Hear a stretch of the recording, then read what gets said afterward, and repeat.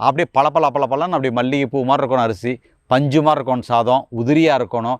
இதில் தான் சத்து இருக்குது நம்ம நம்பிட்டுருக்கோம் இந்த பாலிஷ்ட் ரைஸில். ஆக்சுவலாக நம்ம ஊர் அன்பாலிஷ்ட் ரைஸில் நல்லா சக்தி இருக்குது. பட் இருந்தாலும் இந்த கேரளா சிகப்பு மட்டை அரிசியில் பார்த்திங்கன்னா நிறையா ஆக்கப்பூர்வமான நிறையா அருமையான ஊட்டச்சத்துக்கள் இருக்குது. ஒன்று பார்த்திங்கன்னா அந்த சிகப்பாக இருக்கிறதுக்கு முக்கியமான காரணமே பார்த்திங்கன்னா ஆந்தோசைனின்னு சொல்லக்கூடிய ஒரு பிக்மெண்ட். இதுவும் ஒரு பவர்ஃபுல்லான ஒரு ஆன்டாக்சிடென்ட், நம்ம உடம்புக்கு ரொம்ப ரொம்ப நல்லதுங்க. அது மட்டும் இல்லாமல் பார்த்திங்கன்னா இந்த கேரளா சிகப்பு மட்டை அரிசியில் நிறையா நார்ச்சத்துக்கள் இருக்குது. இந்த நார்ச்சத்துக்களுடைய பலன் என்னென்னு பார்த்தீங்கன்னா, ஒன்று மலச்சிக்கல் வராமல் தடுக்கிறதுக்கு உதவியாக இருக்கும்.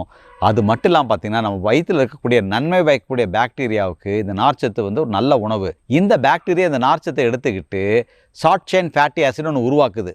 இந்த ஷார்ட் செயின் ஃபேட்டி ஆசிட் பார்த்திங்கன்னா தேவையில்லாத கொலஸ்ட்ரால் அப்சர்வ் பண்ணுறதை தடுக்கிறதுனால கொலஸ்ட்ராலை நம்ம ரத்தத்தில் கண்ட்ரோலில் வச்சுக்கிறதுக்கு இந்த கேரளா சிகப்பரிசி உதவியாக இருக்குது.